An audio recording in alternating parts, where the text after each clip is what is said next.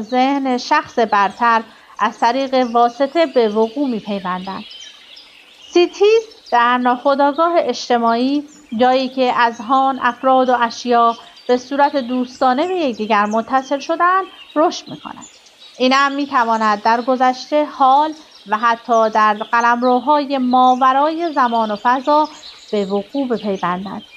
اگرچه ممکن است این حالات باور نکردنی به نظر برسند و تقریباً هنوز ادراک و تفسیر آنها در خود ذهن میباشد. در سالهای اخیر در روسیه و جاهای دیگر به وسیله تجارب علمی پدیده‌های روانی مختلفی را با دستگاه اندازه‌گیری کردند. لکن این آزمایش‌ها در حقیقت لازم نیست، زیرا انسان تعدادی از آنها را شخصاً در مسیر یوگا کشف می‌کند. تعداد زیادی از سوتراهای پتنجلی بخش وسیعی از روش‌ها و برنامه‌های روحی معروف و در عین حال مبهم را تشریح می‌کنند.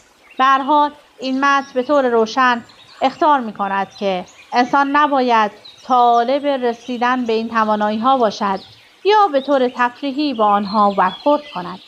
اگر این تمرین‌ها در مورد مقاصد خودخواهانه مورد استفاده قرار گیرند، می‌توانند برای خود شخص و دیگران خطرناک باشند. قصد یوگا رواج و توسعه نیست، بلکه بارور کردن درک ذات حقیقی شخص میباشد.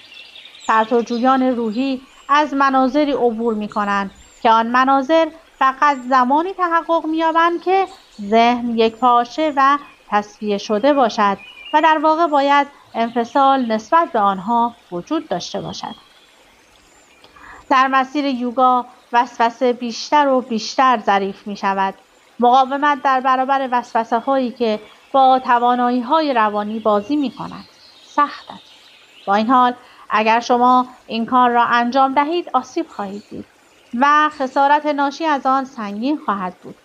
تمام مقدسان و یوگی های بزرگ من جمله عیسی و بودا درباره نبردشان با وسوسه سخن میگویند. خوشبختانه این تموجات روحی به ندرت در ذهن افراد خودخواه رشد می‌کند و اگر هم بکند هرج و مرج کامل در ذهن و قلمروهای ظریف‌تر روان به وجود می‌آورد.